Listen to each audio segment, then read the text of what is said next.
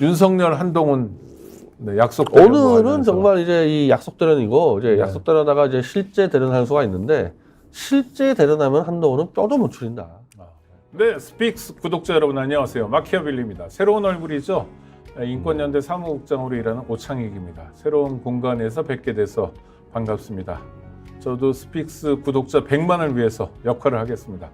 오늘도 변희재 미디어워치 대표 고문 모셨습니다. 어서 오십시오. 예, 안녕하십니까. 어제 오늘 사이에 하루 종일 뜨거운 뉴스는 뭐니 해도 윤석열 대 한동훈 대결, 예, 정부 대 여당의 대결 이런 거였는데요. 그렇게 몰고 갔죠.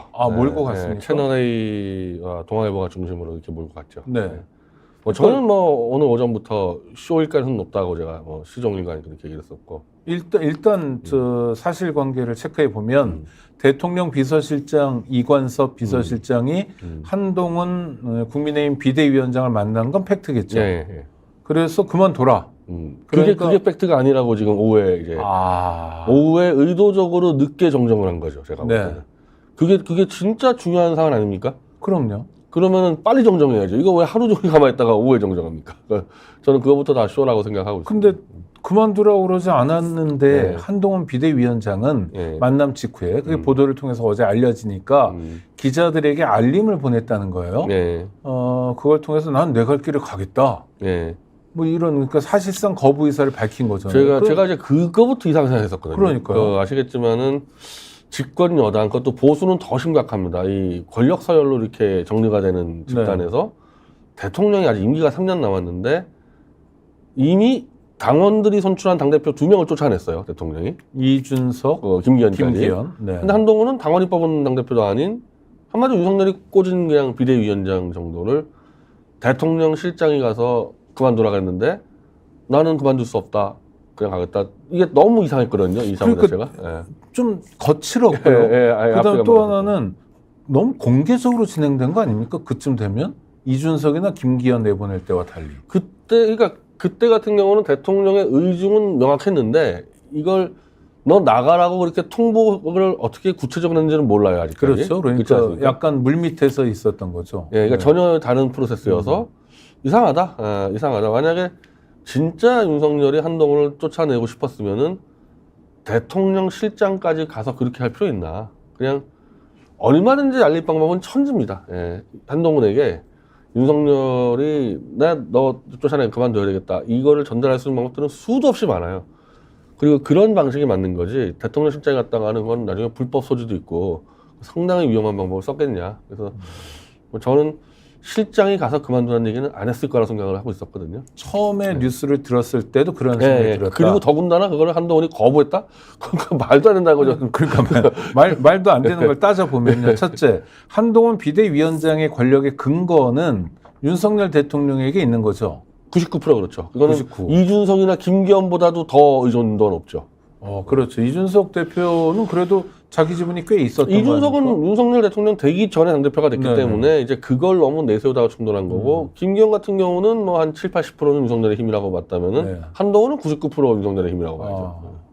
그러니까 그런 경우엔 99% 힘의 원천이면 집에 가 하면 가는 거죠. 가죠.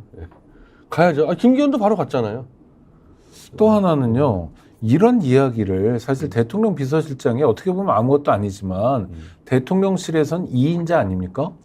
어떤 면에서 국무총리에 비교할 만한 권력의 크기를 2인자보다도 더 큰 게 대통령 본인일 수 있단 말이에요. 대통령 실장이 얘기했다면 대통령 본인이라고 얘기할 수 있는 거기 때문에 나중에 이른바 법적 책임도 다 덮었을 수 있는 거고. 아니 그러니까 제가 여쭙고 싶은 건 뭐 정무수석도 있을 수 있고요. 그다음에 여러 비서관도 있을 수 있고 하여튼 소통할 수 있는 방법은 많은데 하필이면 대통령 비서실장이 나선 건 어떤 이유입니까? 근사한 쇼를 해보자는 거예요? 근데 저는 이거는 좀 이렇게 보는 게 저기 정무수석이 지금 한호섭 씨인데 한호섭 정무수석은 은둔형이에요. 이 사람은 나타나지 않습니다. 그렇습니까? 실제로 아마 한호섭 정무수석을 본 사람도 별로 없을 겁니다, 아마. 아니요, 제가 본 거는요, 이재명 당대표에게 인사 갔을 때. 아마 그게 언론 노출도 아마 처음 한 거고, 이분이 원래 대통령 상황실장 할 때도 아예 안 나타나는 사람이다 보니까, 정무수석으로서의 활동을 기획만 하지 현장 가지 않는다. 근데 이관섭 실장은 정책실장 할 때부터 김건희 문제를 발표했던 사람이에요. 네, 그리고 유독 마이크 앞에 많이 서더라고요. 많이 쓰고, 예. 네. 어찌 보면은 그걸로 대통령 실장이 됐던 사람이 정책실장 되자마자 바로 3개월 만에 대통령 실장 됐는데 그 사이에 뭐가 있었냐? 이관섭 실장이 김건희 문제를 아주 강하게 특검을 거부하는 얘기를 하면서 발탁이 됐단 말이죠. 근데 지금 한동훈과의 관계에 지금 최대 문제는 김건희 문제지 공천 문제가 아니거든요. 네. 그러니까 김건희 문제를 논의한다 그러면은 이관섭 실장이 가는 게 맞는 거죠. 그러니까. 일단 공천 문제가 아니라는 건 김경률 씨를 마포에 뭐 공천하느니 마느니 이게 사천이니 공천이니 이 논란인데 변 대표님 보시기에 이건 아무 문제가 아니다. 아니 예를 들면 그럼 그 전날에 인천 계양을 가가지고 똑같이 한동훈 비대위원장이 원희룡 손잡고 네. 똑같이 했잖아요. 우리의 원인입니다. 맞아요. 그거 네. 왜 시비 한 겁니까? 그거, 그거 전혀 시비 안 걸었잖아요. 네. 김경률만 시비 걸었다는 얘기 뭡니까? 김경률이 김건희를 긁어댔기 때문에 문제가 된 거지. 공천 사천 문제는 전혀 아니라는 거죠. 알겠습니다. 그런데 오늘 오전에 윤석열 대통령이 직접 주재하는 민생 토론회 네 번째 시간인데 불참했어요. 언론은 일제히 뭐라고 그러냐면 한동훈 비대위원장과의 갈등 때문인 것으로 추정된다. 이런 기사를 근데 사실은 근데 그 문제는 그건 네. 대통령 자질의 문제가 아니겠습니까? 아니 자질. 지금 윤석열 대통령이 기자간담회도 안 하고 아무것도 안 합니다. 옛날 대통령 많이 했던 국민과의 대화도 안 하고 그 연도 기자회견을 한 번도 안 했죠. 이번에도 안 한다는 얘기예요. KBS랑 단독 회담만 하겠다. 그리고 무슨 뭐 도어 스태핑도 안 한 지 지금 다 1년 넘어갔고 네.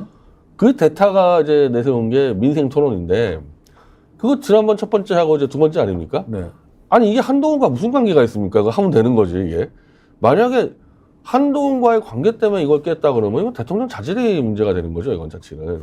그건 이제 일종의 당무이고 이거는 국정 수행이기 때문에 순서가 그렇죠. 당연히 이게 이 인생 토론이 우선인 거고 네. 어쩌면 한동훈 당무는 끼면 안 되는 걸 낀 거고 그 핑계 대고 지금 이걸 깼다는 얘기 아닙니까? 이거는 진짜 이 사람의 이 자질에 상당한 심각한 문제고. 일단 대통령 자질과 관련해서는 대표님 이게 국민들이 기다리고 있었던 행사잖아요. 뭐 얼마나 많이 기다린지 모르겠지만 어차피 뭐 자기들 표현은 그렇죠. 아니 그리고 저 국민들이 앉아 있었잖아요. 그리고 이해 당사자도 있고 대통령에게 뭐 한마디라도 하고 싶은 사람도 있었을 거고 또 하나 중요한 건 얼마나 많이 볼지 모르지만 생중계가 예정된 거였잖아요. 그러니까 그리고 생각보다 좀 중요한 내용은 이번에 했더라고. 그 괜히 국민의 관심사 아닙니까? 지금 네. 그 마트 그 유일 업무하고 단톡방 문제 같은 경우는 국민들의 일반 소비 생활에 연관되기 때문에 그렇죠. 그게 중요한 주제였더라고요. 이해 당사자도 많고요. 네. 그 정도를 깨려면은 대통령이 가서 직접 설명을 했어야 되는 거죠, 그건 당연히. 아니 그런데 대표님 말씀을 쫓아가다 보면 이제 윤석열 한동훈 대결 갈등은 쇼다. 정부 여당의 갈등설은 쇼를 만든 거다. 오버액션을 한 거다. 근데 오버액션을 하면 그만이지. 국민이 기다리는 국민적 현안에 대해서 대통령이 보이콧을 한다? 그러니까 이거 어떻게 이해해야 됩니까? 민생 토론이라는 거를 한동훈과의 국민 사기 오버액션을 더 크게 만드는 수단으로밖에 안 본다는 거죠. 이걸 정말 중시 여겼으면요, 이걸 어떻게 깨겠습니까? 별로 중시 여기지 않고 있는데, 한동훈하고 오늘 이건데 요즘 판 좀 키워볼까? 됐다, 깨. 이런 정도로 보고 있었다는 얘기죠, 이거는. 판 좀 키워볼까 해서 그러니까 오전에 사실 판이 커진 게 그렇죠. 이것 때문에 커진 거거든요. 그렇죠. 네. 그러니까 그 정도로밖에 안 본 거예요. 일종의 비상사태였잖아요. 네. 대통령이 예정된 행사에 안 온다. 아니 지금까지 한 번이라도 보세요. 대통령 예정된 행사를 안 간 사례를 한번 찾아보세요. 없어요. 그렇죠. 없습니다. 그거 진짜 무슨 뭐 쓰러지지 않는 한은 그런 경우 없습니다. 그리고 우리 현직 대통령이 그랬던 적은 없었잖아요. 뭐 몸살 나거나 제가 기억을 하는 건요. 네. 그 노무현 정권 때 해외 나갔을 때. 해외 나갔을 때 한 번 오전 깬 거는 늦잠 잔가 뭐 불면증가 뭔가 문제로 그때도 난리 났었어요. 그때 그거 가지고. 아니 그리고 뭐 시차도 있을 테니까. 그러니까 해외 나갔을 때는 사실 좀 깨는 부분이 있는데 네. 윤석열 대통령 무슨 장 깬 걸로 알고 있고 제가 근데 국내에 저런 행사를 더군다나 이 국민의 소비와 관련된 행사를 깨버린 사례는 없을 겁니다. 한번 찾아보시면 저는 기억나는 게 없어요. 야, 이거 정말 들으면 들을수록 심각한데요. 자, 쇼를 한 건 총선용일 거 아니에요. 총선에 유리할 거다. 그러니까 한동훈 비대위원장이 뭔가 윤석열 대통령과 갈등을 보여주는 게 중도 확장에 도움이 되든지 아니면 뭔가에 도움이 된다. 뭐 이런 거 다목적이라고 보는데 일단 최근에 들어서 이 보수 이 파리 채널들에서 제2의 6.29 쇼를 준비하라고 막 얘기하는 게 많이 있었습니다. 제2의 6.29. 한동훈 전역에서 1987년 6월 29일 날 민정당 대표였던 노태우 대표가 대통령 직선제를 받아들이겠다라고 네. 했던 6.29가 사실은 전두환하고 그러니까 얘기를 이제 끝낸 거다. 전두환 군과의 참여성을 이제 한 거죠. 전두환은 좀 포갑 정치했다 그러면은 노태우는 민주화를 스스로 받아들이면서 전두환 같은 군사 정치와는 좀 다른. 그래서 그 6.29를 했기 때문에 보통 사람들이라는 표가 나온 거 아닙니까? 네, 그렇죠. 그리고 네. 직전에 2달 전에 전두환은 4월 13일 날 4.23 호원 발표를 해요. 개간 안 하겠다. 그래서 예전처럼 체육관 선거로 가겠다고 했는데 2달 만에 엎어진 거고 그 사이에 물론 알고 계신 것처럼 6월 항쟁이 있었죠. 그래서 그걸로 인해서 오태우가 집권을 했고 이게 네. 나중에 집권한 다음에 이제 밝혀진 건데 네네.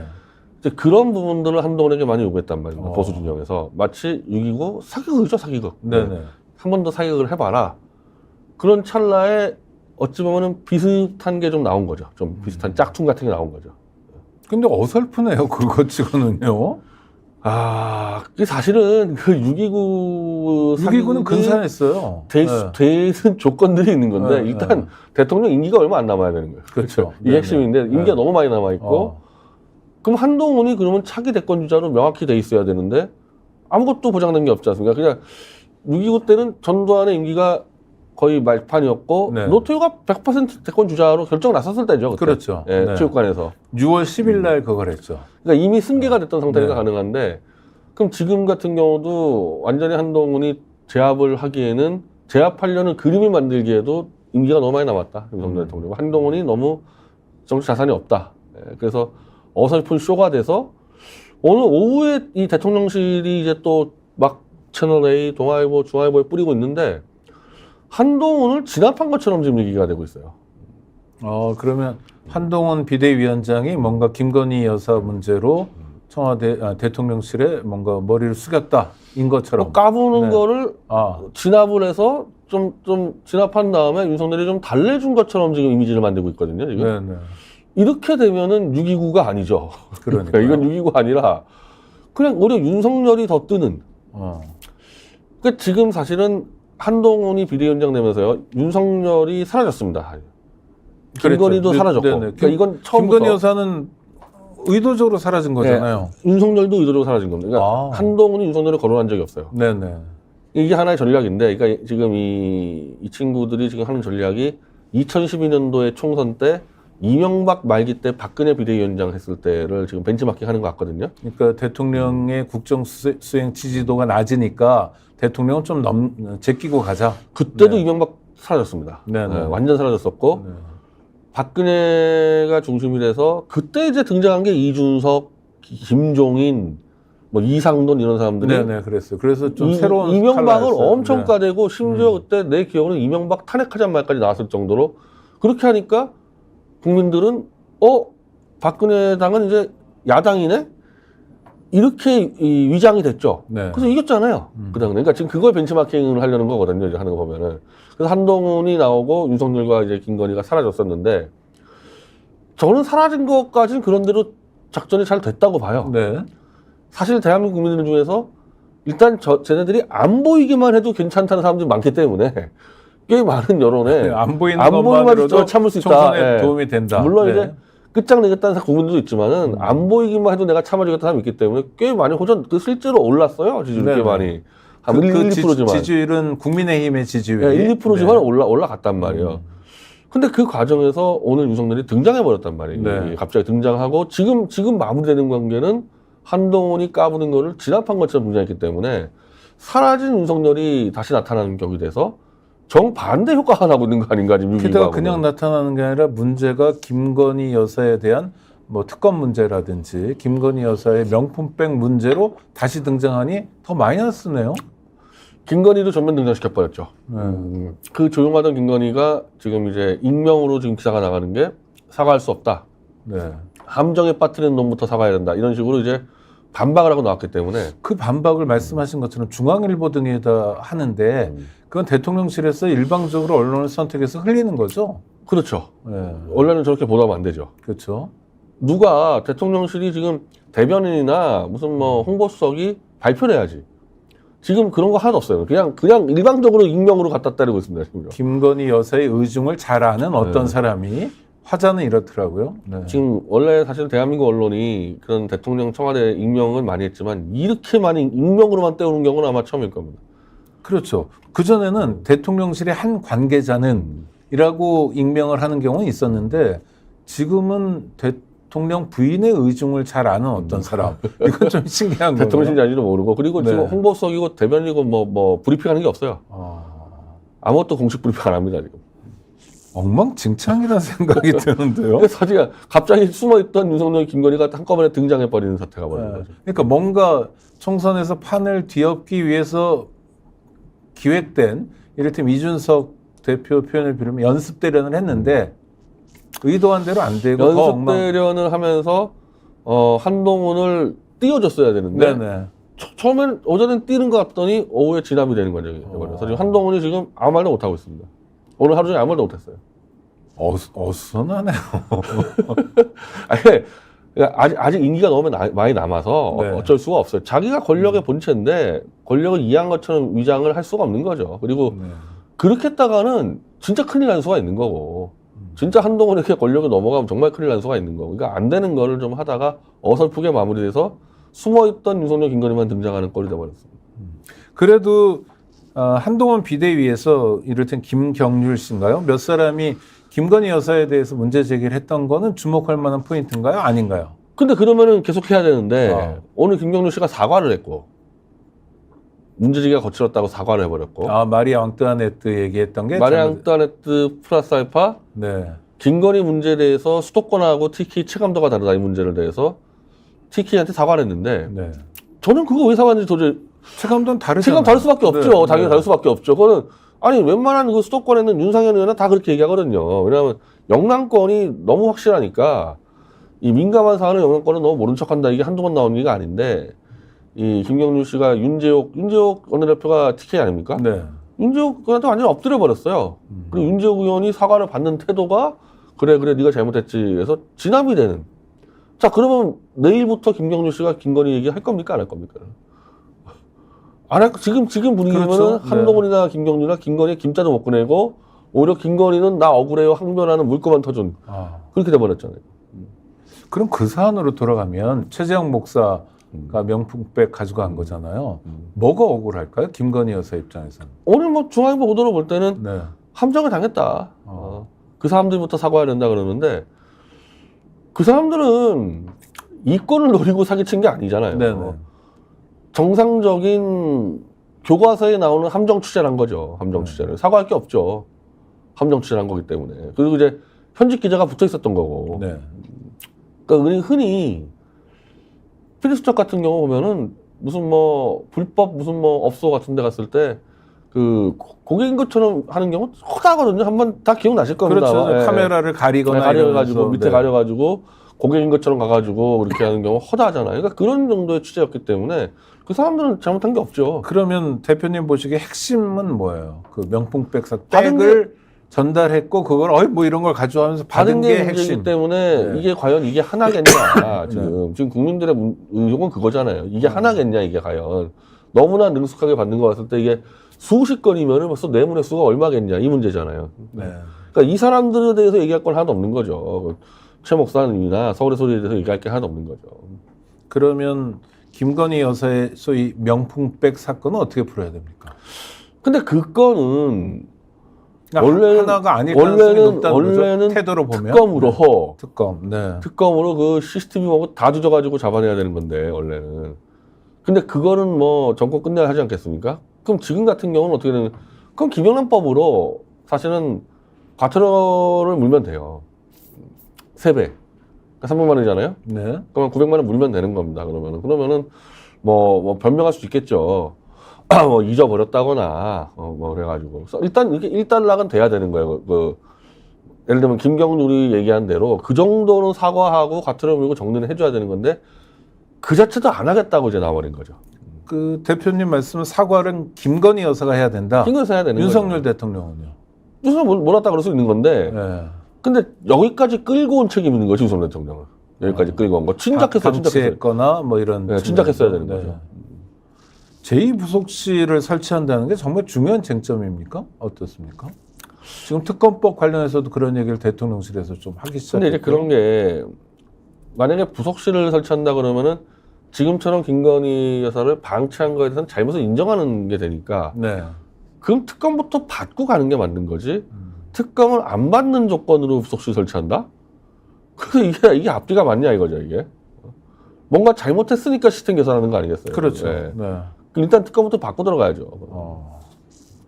알겠습니다. 하여튼 뭐 총선이 얼마 남지 80일도 안 남았으니까요. 얼마 남지 않았으니까 우리가 보다 참 희한한 꼴을 다 볼 텐데 어제 오늘은 정말 독특한 헌정사에서 별로 없었던 해프닝이 되겠군요. 그러니까 처음에는 저는 한동훈을 띄우는 6.29 공작인 줄 알았는데 네.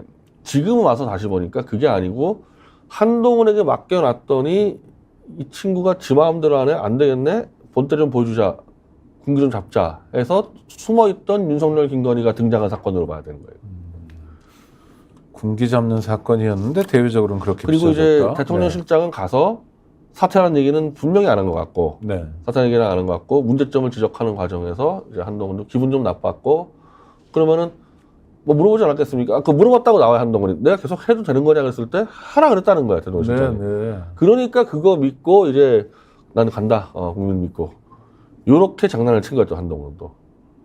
그것도 신기하네요. 대통령 비서실장한테 어떻든 당대표인데 내가 계속 해야 되냐? 해도 되냐? 라고 묻는 상황 자체가 상상만으로도 참 희한하네요. 그걸 물어놓고 네. 기자들한테는 마치 대통령과 한판 싸우는 것처럼 그러니까요. 위장을 한 것 자체가 네. 이게 정직한 사람이 아니죠. 그 사람은. 그거는 윤한 교감이 있었던 거 아니에요? 대통령실과 여당과의 교감. 일정 정도 용납을 해줬겠죠. 네, 요 정도 선에서 네가 한번 해봐라. 네, 그 정도 용납을 해줬겠죠. 잘 해봐라. 이 정도까지는 해주겠다. 아이고, 근데 듣는 것만 들어도 사실 망측합니다.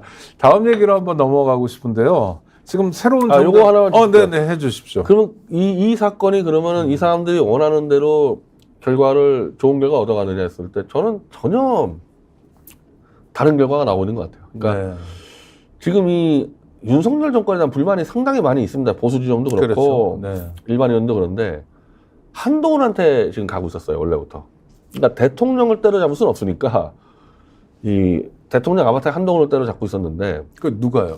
범보수 진영이 네, 언론이나 이런 오늘 곳에서. 완전히 네. 보수 유튜버 전체가 한동훈 주기로 달려들었고 네. 지금 김영선 의원이 이 창원에서 이제 준비하는데 검사발 공천에 가장 위협을 받고 있는 사람입니다. 네. 거의 검사가 들어서 김영선 쫓겨난다는 말이 많은데 그냥 한동훈한테 박살 밟아버립니다. 그러니까 윤석열에 불만 있는 사람들이 이제 한동훈은 허수아비한 게 드러났잖아요. 네. 한동훈을 잡으러 가버리는 거예요. 그래서 한동훈은 끝발 떨어졌다. 네. 지금까지는 윤석열과 뒤에 뭔가 있겠지 그랬는데 이 정도까지로 밀고 왔기 때문에 윤석열 김건희가 한동훈은 아무것도 아니다 그래서 한동훈은 비대위원장 역할 수행이 불가능해졌다는 거예요. 그러니까 대통령과 가까워서 대통령의 최측근이어서 네. 시킨 것 같지만 네. 실제로 최측근이라는 그 끈이 그렇게 단단한 끈은 아니었다. 그러니까 우리가 언제든지 놓아버릴 수 있는. 흔히 아는 정치판이나 운동판에서의 최측근하고 네. 검사 내에서 최측근이 개념이 다르다는 거죠. 운동판 선출판 최측근은 진짜 목숨을 같이 몇 번은 넘긴 뭐 사람이잖아요. 감옥을 대신 가기도 하고 이런 정도로. 여기는 네. 그냥 상명하고 검사 네. 측근이라는 거는 야 조작하라면 조작하고 이런 수준이었기 때문에 동지관계가 아니라는 게 드러나는 거죠. 그냥 아랫사람이군요. 가까운 아랫사람. 범죄 공동체예요. 네. 그래서 한동훈의 입지는 오히려 더 훨씬 줄어들었다는 거죠. 그럼 총선은 어떻게 치러요? 이게 저는 리더십이 있어야 되잖아요. 한동훈은 총선 전에 아마 쫓겨날 거라고 봅니다. 그렇습니까? 예. 그러니까 이제 방패막이 없어졌기 때문에 네.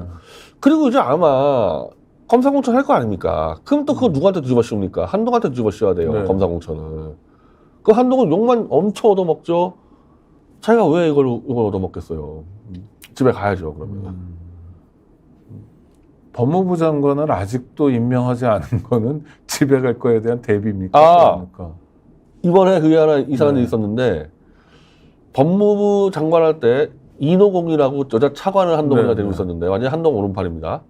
그래서 한동훈이 비대위원장을 할 때 장관 법무장관을 대행이죠. 인정하려고 장관 네. 대행해줬는데 그 사람을 잘랐습니다. 근데 차관이 바뀌었죠. 예, 차관을 잘라. 그러니까 한동훈의 수족을 잘라버렸기 때문에 법무부 권한을 뺏어버린 거죠 한동훈. 이번에 김건희 건드렸다가. 야, 이거 그들 안에서도 굉장히 복잡한 전선이 형성되어 있고 너무 좀 뭐라 그러지, 이제 정치파나 운동권 동지들이 하는 거에 비해서는 너무 즉자적이라 그러나요? 네.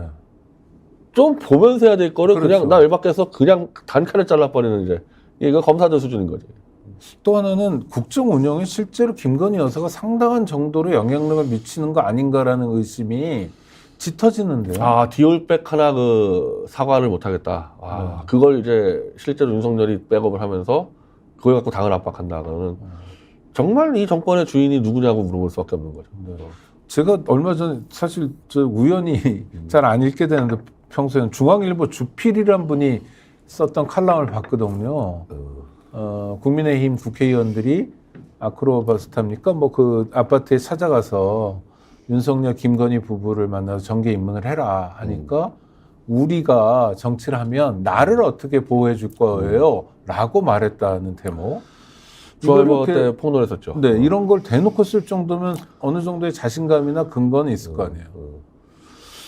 그 사실은 근데 그러면서 김건희를 버려라. 김건희랑 선을 거라. 이런 요구였죠. 조중동이 지금 한 2달째 그 요구를 하고 있었고 네네.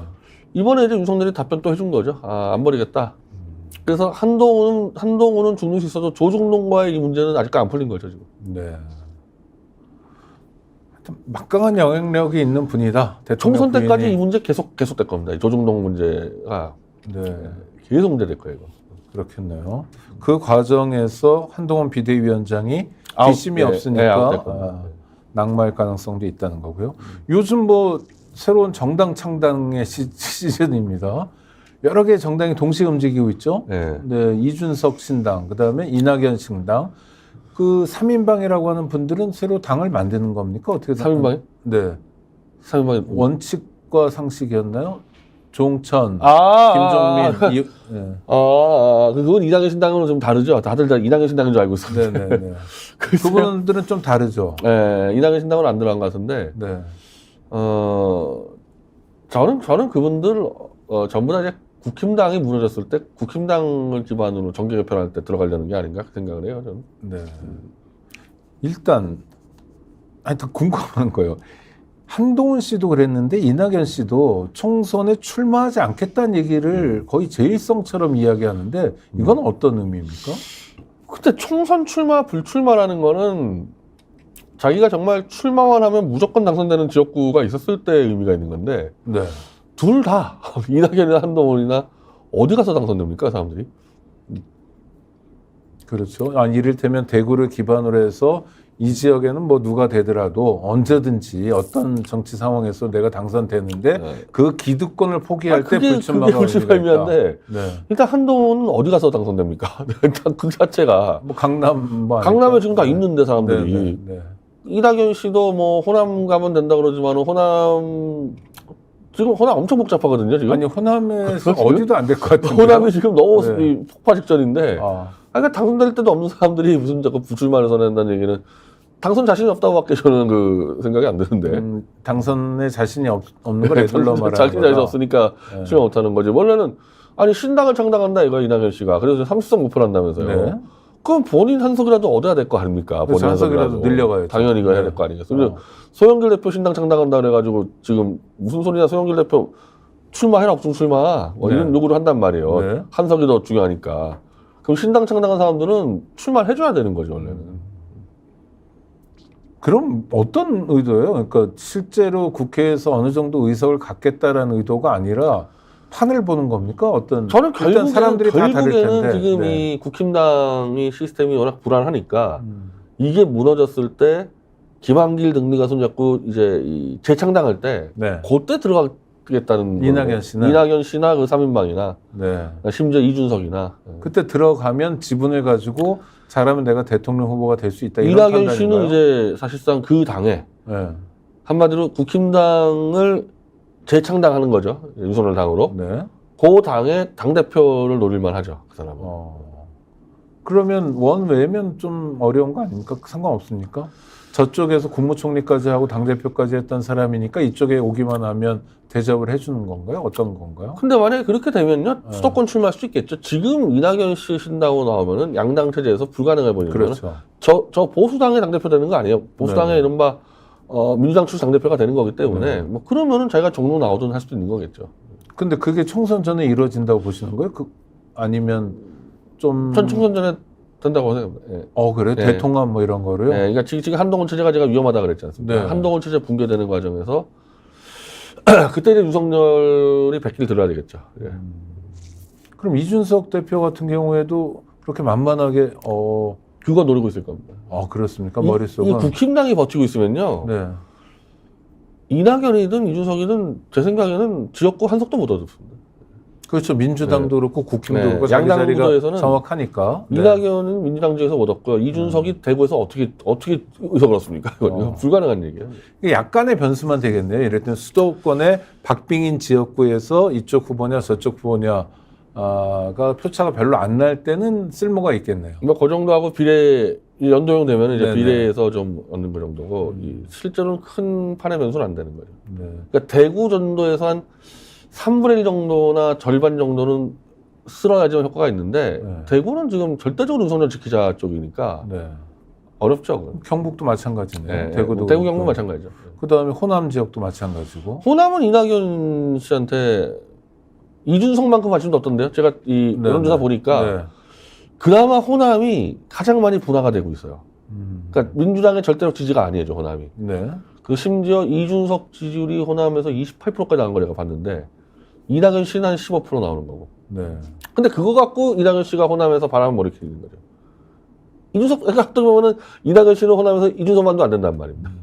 그럼 결국은 정계 개편을 위한 밑그림을 지금 부지런히 저는 그리는 그게 거다. 금태섭 플러스 양양자 다 이게 네. 제2의 윤석열 여당을 만들기 위한 이제 바람잡이들이라고 봐요. 근데 이제 거기서 문제가 이제 그때도 김건희 문제가 되겠죠. 아마. 네. 그러니까 그게 되는 전제가 김건희 문제인데 그땐 윤석열이 김건희 결단을 해야 되겠죠. 근데 의도한 대로 결과가 나올까요? 그러니까 자기들 나름대로 바둑을 두고 있는 거 아닙니까? 네. 이낙연, 네. 이준석 모두 다 또 네. 조응천이든 누구든 금태섭도 마찬가지고. 잘못하면은 와르르 같이 무너지는 수가 있죠. 네. 깔끔하게 잘 정리가 안 되면은 그냥 와르르 무너지는 수가 있죠. 거기에 보면 정의당 출신도 뭐 현역 전 의원, 박원석 네. 이런 분들 참여하는 건 어떻게 봐야 돼요? 글쎄 내가 그분을 잘 몰라서 어떻게 네네. 정의당 계신 분이 절로 들어가는지가 자체가 뭐 아니 그러니까 저는 저 좀 아는 자체가 분이긴 몰라가지고 한데 내가. 참여연대 활동 오래 했어요. 아니 뭐 유호정 씨도 그렇고 네. 그래서 뭐 요즘은 정의당이 옛날 같지가 않은지 네. 정의당은 이번 총선에서 존재감이 계속 떨어지는 지금 거죠. 정의당은 민주당하고 연동형 협상을 하고 있는데 네. 근데 정의당 자체 지지율이 너무 안 나오니까 네. 그 민주당 입장에서는 연동형을 해줘도 아니 정의당 지지율이 1%밖에 안 나오는데 왜 열석을 요구하지? 좀 이래가지고 협상이 지금 좀 복잡한 걸로 제가 전해 듣고 있어요. 네. 지난번 총선 때 정의당이 9%인가 했었죠. 비례해서. 그때 그랬었습니다. 9% 했어요. 네. 그런데 이번에는 여론조사로는 1, 2, 3 정도에서 바닥을 기고 있다. 그러니까 정치적 의미는 예전에 비해서 많이 떨어진 거. 그러니까 제도는 정의당이 원하는 대로 바꿔오는데 제도가 좋아봐야 지지율이 나와야지 의석을 얻는데 지금 이제 그게 안 되는 거죠, 정의당 같은 경우는. 또 하나는 이낙연, 이준석 둘 다 이제 비슷한 시기에 신당을 시작하는데 자세나 태도가요. 이준석 씨가 훨씬 더 여유 있어 보이고 이낙연 씨는 조바심을 내는 것 같고 이준석 씨는 뭐 빅텐트의 시기는 지났다 이런 얘기도 하고 지역구 출마해라 이런 어른스럽게 막 조언도 해주고 이러는데 이런 태도의 차이는 어디서 보이는 겁니까? 아니 이준석은 저거는 이낙연과 합치지 않겠다는 얘기죠. 저는 그렇습니까? 네, 전혀 합칠 생각이 없는 거죠. 이낙연 빼고 자기만 국민의힘에 들어가서 새로운 통합을 하겠다 이런 겁니까? 이낙연이 들어오려면 이낙연은 자기가 알아서 들어가는 거고 네. 이준석도 자기가 알아서 들어가는 거지 둘이 합쳐서 일을 도모하지 않겠다는 게 너무 확실하니까 이준석 입장에서 그리고 시너지도 안 나고요. 네네. 뭐 도저히 그 둘이 합쳐서 뭘 하겠다는 게 답이 안 나오잖아요. 이준석 입장에서는 손해다라고 판단하는 건가요? 대구에서 승부하려고 그러는데 이낙연 씨에다가 대구에서 무슨 승부를 합니까? 네, 표에 도움이 안 되는 사람이다. 그 이낙연 씨 입장에서는 이준석 씨가 필요한 거죠. 그나마 이슈라도 지금 내주니까. 네. 아니 어쨌든 현실적으로 지금 호남에서 이준석 신당이 이낙연 신당보다 앞서 있다니까요 지금. 그러니까 정치 경력이나 이런 그러니까 것하고 솔직히 상관없이 이낙연 씨가 지금 얼마나 황당한 스탠스인지 이준석보다도 안 된다니까 호남 신당에서. 그러니까 그럼에도 불구하고 저렇게 깃발을 든 이유는 저는 그 김한길하고 네. 이미 뭔가 대화가 네, 있고 그다음에 이 방법이 아니면 차기 대선에 출마할 가능성이 전혀 없다 이런 판단이겠죠. 네, 그 대신에 이제 일루 갈 때는 차기 대권의 상당 부분 이제 좀 보장을 받고 가겠죠. 네. 알겠습니다. 또 요새 열심히 뛰는 사람 중에 하나가 박근혜 전 대통령이 열심히 뛰어요. 유영아 변호사를 지난번에 뭐 대구시장 얘기도 했다가 이제는 뭐 국회의원 얘기도 하는 것 같은데. 대구시장 얘기를 했다가 대구시장에서 떨어졌고 경선에서 보궐선거 때 또 이겼다가 또 떨어졌고 2번 떨어졌습니다. 네. 대구에서. 근데 이번에 국회의원 달서 갑에 이제 출마를 하는데 2월 5일 날 박근혜 출판 기념회를 하는데 네. 회고로 주체가 중앙일보예요. 네, 중앙일보에서 요새 저 기사가 나오고 있어요. 네, 중앙일보가 주체를 그 전직 대통령이라는 사람이 특정 언론사가 이렇게 기획하는 회고록을 쓰고 그 행사 참여한다는 게 굉장히 이례적인 일이고 잘못된 일입니다. 이거 부분들은. 그렇죠. 그리고 이게 작업 자체를 중앙일보에서 했다는 거죠. 정말 신문 나는 작업을. 참 그 회고록을 대통령이라는 사람이 쓰는 사람이 참모들하고 다 붙어서 써야지 왜 중앙일보 기자 3명 있습니까? 네. 박근혜 회고록을. 네. 그 박근혜 씨가 그 수많은 국정자료를 다 파악했을 리도 없고 그러면은 자기가 불러주면 중앙일보 기자들이 막 갖다 쓰는 거거든요. 이런 식으로 회고록을 쓴 사례가 없어요. 대통령들 같은 경우. 그렇죠. 네, 김대중 자서전 같은 거 보면 참 명작이다 다 싶을 같이 정도로. 그 당시 정권 참여에서는 다 같이 뭉쳐서 해야 되는 네, 거예요. 네. 그리고 박근혜 씨가 한다 그러면 다 참여했을 겁니다. 마지막 네. 사람들도. 처음부터 잘못된 단추를 끼더니 어떻게 전직 대통령 출판 기념회를 그 언론사 회사가 기획을 하고 500명을 초청했다 그러는데 네. 그럼 박근혜 씨를 어쨌든 억울하다 생각해서 그 수많은 정말 한 수백만 명이 구명 운동을 했어요. 저까지 포함해서. 그렇죠. 네. 지금 우리가 알아보니까 박근혜를 구명하자고 얘기하는 사람들이 한 명도 안 가 있다는 500명 안에. 이 500명 누구냐는 겁니다. 그러면. 누구죠? 그러니까 500명 누군지를 우리가 아는 이른바 범태극기 세력. 지금 네. 태극기 하도 변절해서 그런데 어쨌든 박근혜 초기 때 그 좀 세력들은 괜찮았었거든요. 그 사람도 한 명도 없단 말이에요. 500명에. 그럼 누구냐 이거야 500명이 지금. 그래서 유영아 사조직 아니냐. 아.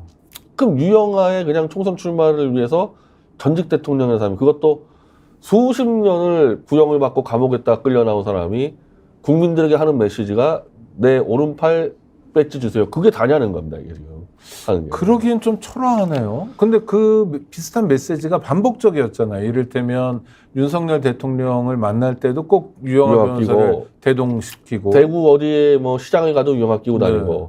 그럼 이 사람은 도대체 지금 남은 인생을 유영아 한 명 배지 달아주는데 인생 바치는 거며 자기의 어쨌든 그 다른 건 몰라도 박근혜가 뇌물은 안 먹지 않았냐고 믿은 사람은 천재예요. 그런 사람들은. 네네. 그런 사람들에게는 도대체 어떤 메시지 던지고 있냐는 겁니다. 이 사람이. 왜 이렇게 됐죠? 이건 좀 이상한 거잖아요. 기괴하잖아요. 이를테면 문재인 전 대통령이 아무것도 안 하고 오로지 누구 뭐 자기 측근 뭐 누굴지 모르지만 이를테면 김경수든 누구든 누구의 국회의원 되기만을 위해서 올인하고 있다 하면 되게 기괴하게 보일 것 같은데요. 저는 이 스타일로 볼 때 이게 지금 박근혜 본 모습이 아닐까라는 생각이 들 정도로. 아이고. 근데 지금까지는 그러니까 어찌 보면은 박근혜를 수행하는 사람 중에서 이춘상이라는 사람이 있었는데 그 정호성 등등 그 3인방보다 위예요. 그러니까 그 눈꼬리 3인방 위니까 네. 어찌 보면 4인방이었는데 네. 이 사람이 이 박근혜 집권 직전에 교통사고로 돌아가셨습니다. 네. 그러면서 보좌가 무너졌다고 얘기 나오고 정윤회 씨가 이제 또 그러면은 이 원래 같이 보좌를 했었는데 네. 정윤회 씨가 최선과 이혼을 하면서 또 나가면서 보좌 시스템이 완전히 붕괴된 상태를 최서원이 들어와서 좌지우지했다는 거거든요. 그러니까 보좌 시스템이라는 거는 공적으로는 대통령 비서실장도 있고 누구 수석도 있지만 마음을 주고 믿을 수 있는 측근 시스템은 무너졌다. 예, 그러니까 이게 두 명이 빠지게 된 거죠. 네, 이춘상 네, 씨하고 네. 정윤회 씨가 네. 빠지면서 최서원이 다 좌지우지했다는 건데 그러다가 사고가 터지니까 최서원을 멀리하면서 대타를 유영아를 쓰면서 지금 벌써 8년째 유영아를 끼고 사는 거예요. 네. 그럼 박근혜라는 사람은 스타일이 원래 그런 거 아니냐. 자기 스스로 결단을 못 내리고 늘 누구 하나에 휘둘리고 리고 다니는 사람 아니냐. 그러니까 지금은 설마 박근혜가 최서원 같은 그 가정한테 휘둘렸을까 의심했던 사람이 네. 유영아한테 하는 걸 보니까 그럴 수도 있겠다 생각하는 거예요. 유영하 변호사도 무슨 정치 경력이 있었던 사람도 아니고 공직이라고는 국가인권위원회 상임위원 차관급을 그것도 3년 한 거. 박근혜가 해준 건데 네네. 이 사람이요 군포에서만 3번 떨어졌습니다. 네네. 그 김부겸 그러니까 본인은 정치적 지향이 강한 사람이었죠. 네. 그것도 김부겸 씨한테 2번 떨어진 것까지는 그럴 수 있는데 3번째 떨어질 때는 김부겸도 아니에요. 이하경이라고 네네네. 그 어떻게 보면 정치적 지명들은 유영하보다도 이름이 없었던 운동권에서 이름이 있지만은 네 그렇죠. YMCA 네. 활동을 했고. 운동권에서 유명한 사회지만 정치편에서는 누군지 이하게 모르는 그 상황 때까지 떨어졌어요. 네. 근데 군포에서만 떨어지니까 이제 도저히 안 된다 싶어가지고 가장 쉬운 송파에 들어가려고 2010년 총선 때 박근혜가 송파에다가 낙하산을 찍어줬는데 그 당시 송파의 여성 당협위원장이 지지율이 40%가 나오고 있었고 네. 유영하가 4% 나오고 있었거든요. 아이고. 그걸 꽂으니까 완전히 수도권이 발칵 뒤집어지지 않았습니까? 네. 그래서 그때 김무성이 도장론을 하는데 다들 유승민 때문에 도장론 한다고 생각하지만 실제로 이게 더 컸어요.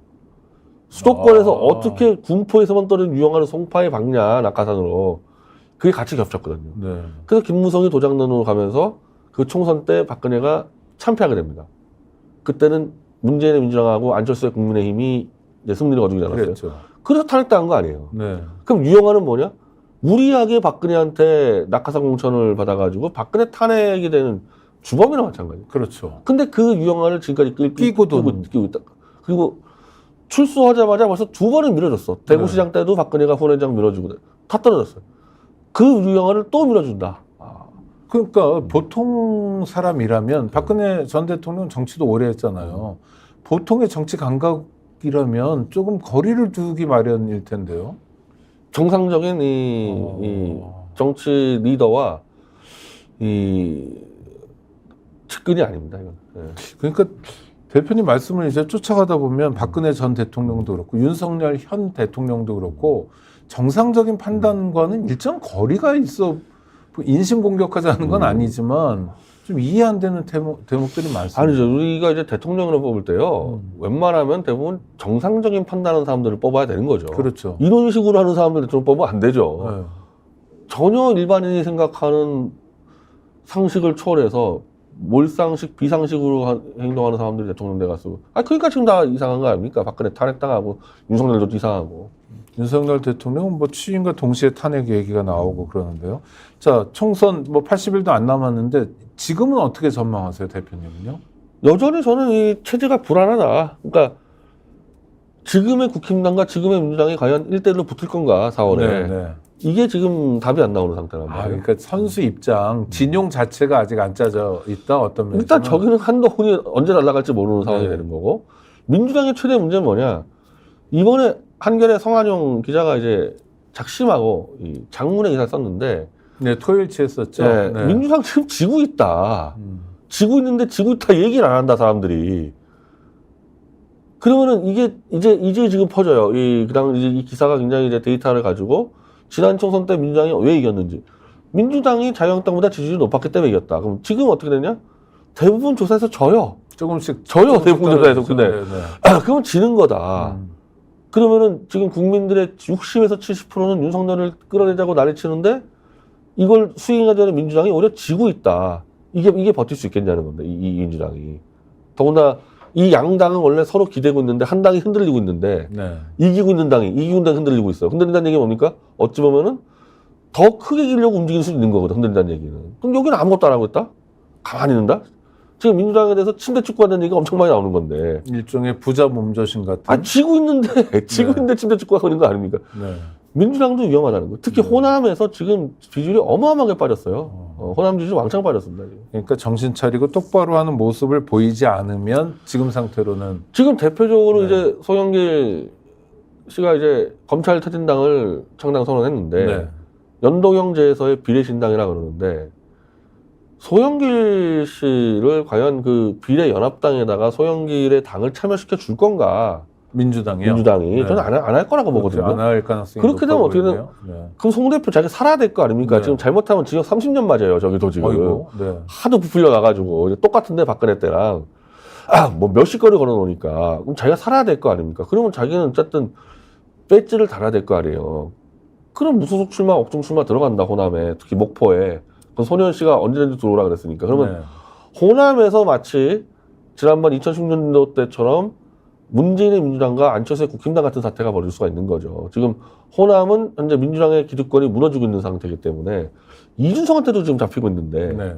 호남이 대격변이 벌어질 수가 있죠. 민주당이 호남에서 이준석 신당에 잡히고 있는 건 아니죠.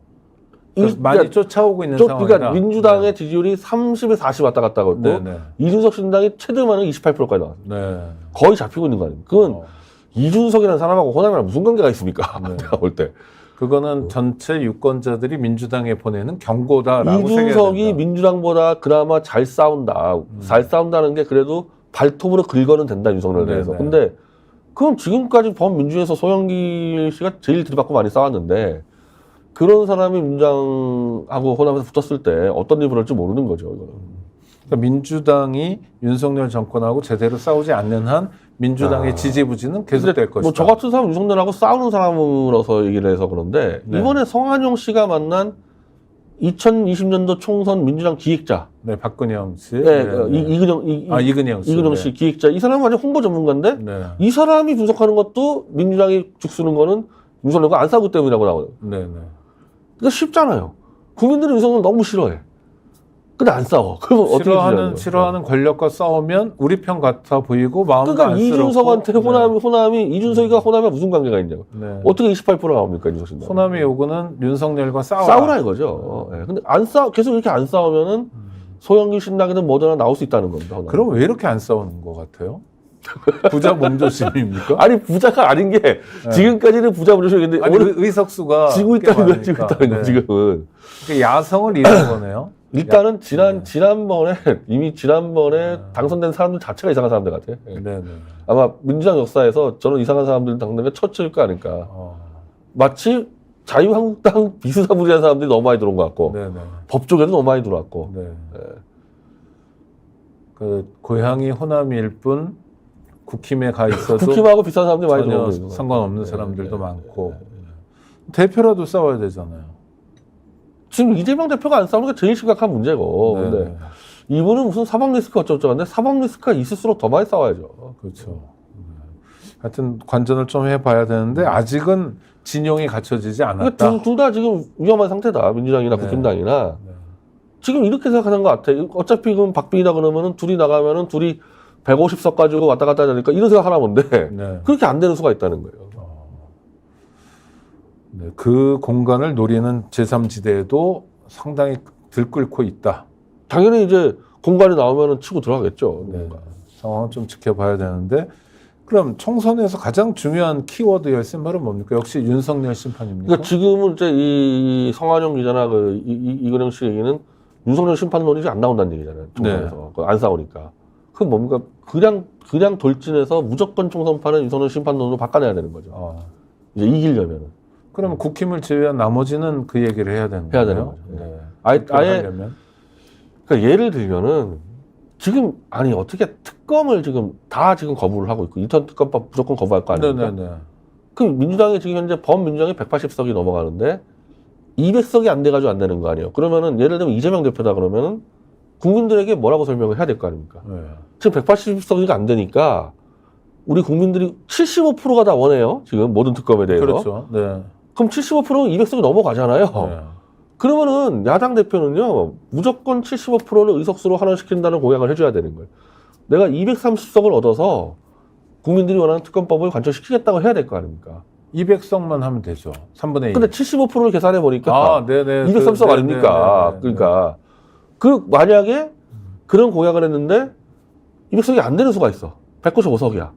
그러면은 정계 은퇴하겠다고 선언해야 되는 거예요. 국민적 바람을 내가 좀 못시키는 그런 정도 결계를 보여줘야 되는 거예요. 네. 아니면은 이태원 특별법 같은 경우도 사실은 3분의 2가 되면 재의결을 할 수 있으니까 3분의 2선 200석을 걸거나 해야 된다. 그러니까 식으로 지금은 본때 있게 싸워야 된다. 야당의 주장은요 200석을 국민에게 요청을 해야 된다니까요. 근데 이재명 대표는 151석 얘기했잖아요. 아니 그럼 지금이 180석인데 네. 151석이라 그러면 선거 지겠다는 얘기지 아닙니까? 그렇죠. 지금보다 상당히 지겠다는 얘기 아닙니까? 30석 정도가 떨어지는 거니까. 더군다나 그럼 윤석열이 뭐 잘 나가면 모르겠는데 네. 역대 최악인 건 다 인정하지 않습니까? 그렇죠. 역대 최악의 정권 상대로 야당이 지금보다 의석수가 떨어진다? 그만둬야 돼요. 만약에 아니, 근데 그런 생각은 표정 관리 차원에서 그럴 수도 있는 거 아닌가라는 해석도 있는 것 같은데요. 아니 그건 예상의 문제가 아니라 네. 지도자는 목표 설정을 해줘야 되는 거죠. 목표 설정은 지금은 무조건 200석이 아니면 안 되는 거죠. 목표 설정이. 지금 구도가 그렇다. 내가 말을 들면은 네. 내 힘으로는 200석이 안 돼. 그럼 물러나야 되는 거예요. 네. 200석을 할 만한 사람 데려와야 되는 겁니다. 이거는. 그 200석은 단독 200입니까? 아니면 법야권 200이죠. 법야권 200석. 그러니까 무조건 특검법을 통과시킨다는 공약을 내세워야 되고 네. 그거 공약을 못 지키면 물러나야 되는 거예요. 네. 그 정도로 절박한 상황인 겁니다. 그렇게 해서 본때 있게 싸워줘야만 그러면 표가 오죠. 민주당에게도 오죠. 내일이니까. 네, 그렇게 하면 오죠. 네. 그럼 총선에서 가장 중요한 열쇠말은 핵심 포인트는 윤석열 심판이네요. 제가 볼 때는 200석이 그러니까 이미 심판하는 이 수단이 생겼잖아요. 네, 특검법이. 네. 근데 막혀 있어. 네. 그 200석이죠. 그러니까 대통령이 반복적으로 거부권 행사하는 것에 대해서 의회가 뭔가 매듭을 해달라고 풀어야 해야 돼. 된다. 해달라고 200석을 달라고 요구하는 수밖에 없는 거죠. 국민들에게. 근데 지금 그 얘기 안 하잖아요. 200석을. 네. 200석. 네, 알겠습니다.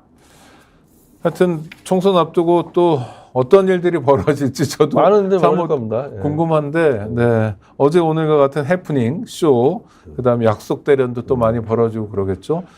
정부 차원에서 공약도 많이 나올 것 같습니다. 그렇죠? 감세니, 뭐, 부동산. 뭐 할 수 있는 건 다 정책이니. 하는 것 같더라고요. 예, 네. 모든 건 다 하고 있더라고요. 금도도 없이 가는 거죠. 예, 지금? 막 하고 있죠. 진짜. 네.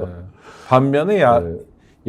정부가 그러는 것에 비해서 야당은 존재감이 좀 존재감 부족하다. 없어요. 네.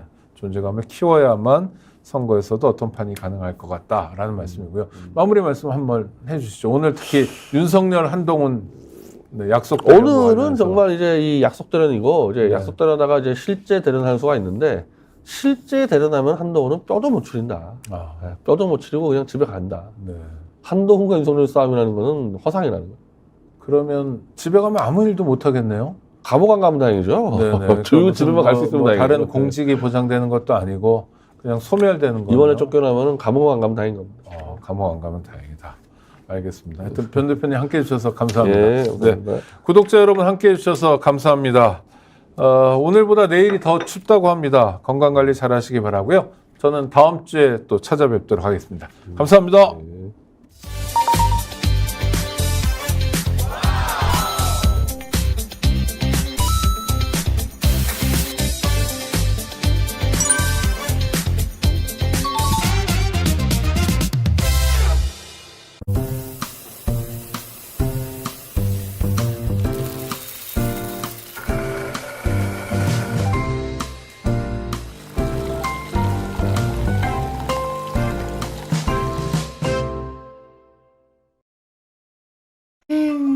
회식은 좋은데 술이 걱정이네. 술 걱정 말고 술 편한 어허. 제가 술이 약해서 술 걱정 말고 술 편한 오호. 혹시 지인에게 묻지 마식으로 가입하신 건 아닌가요? 보험에도 점검이 필요합니다. 요즘 경기가 어려워서 보험료 내는 것도 부담스럽죠? 건강보험도 자동차 보험도 나에게 맞춤 보장. 믿을 수 있는 보험 전문가들. 믿을 수 있다 더 착한 보험.